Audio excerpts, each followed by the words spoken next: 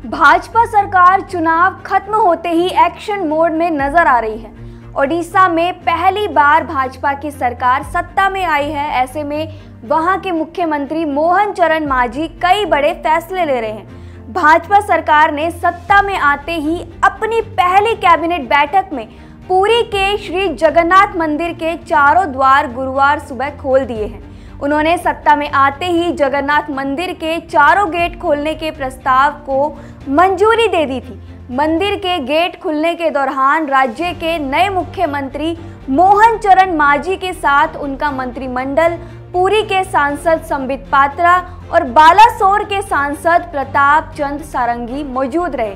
सभी ने गेट खुलने के बाद मंदिर की परिक्रमा भी की। जानकारी के लिए बता दें कि कोरोना काल में पूर्व मुख्यमंत्री नवीन पटनायक की सरकार ने मंदिर के अश्व द्वार, व्याघ्र द्वार और हस्ती द्वार को बंद करने के आदेश दिए थे।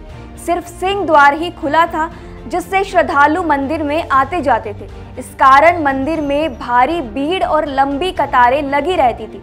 श्रद्धालु लंबे वक्त से सभी द्वार खोलने की मांग कर रहे थे। आपको बता दें कि जगन्नाथ मंदिर के चारों द्वार खुलवाना भाजपा के चुनावी वादों में से एक था।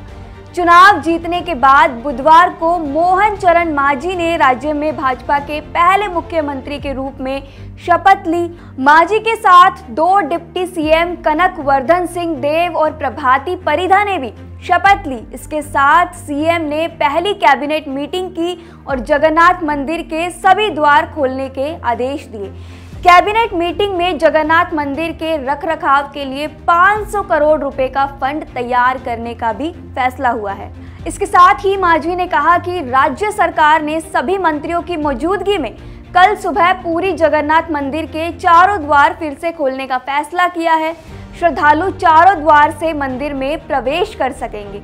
मुख्यमंत्री ने कहा कि सभी मंदिरों के द्वार खोलना भाजपा के चुनावी घोषणा पत्र का एक वादा था और द्वार बंद होने से श्रद्धालुओं को काफी परेशानियों का सामना भी करना पड़ रहा था। साथ ही उन्होंने कहा कि धान के लिए एमएसपी बढ़ाकर 3100 रुपए प्रति क्विंटल करने के प्रस्ताव पर अमल के लिए बहुत जल्द एक समिति गठित की जाएगी। मुख्यमंत्री ने कहा कि ये काम सरकार के पहले 100 दिन के भीतर पूरा कर लिया जाएगा। नई सरकार 100 दिन के अंदर सुभद्रा योजना लागू करेगी, जिसके तहत महिलाओं को 50,000 रुपए का नकद वाउचर मिलेगा।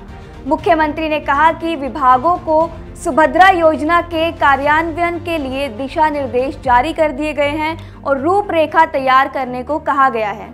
इसके अलावा किसानों की परेशानियों से निपटने के लिए समृद्ध कृषक नीति योजना बनाई जाएगी। सभी विभागों को निर्देश दिया गया है कि वे इस बारे में सही गाइडलाइन और रोड मैप बनाएं और उसे सरकार के सामने पेश करें।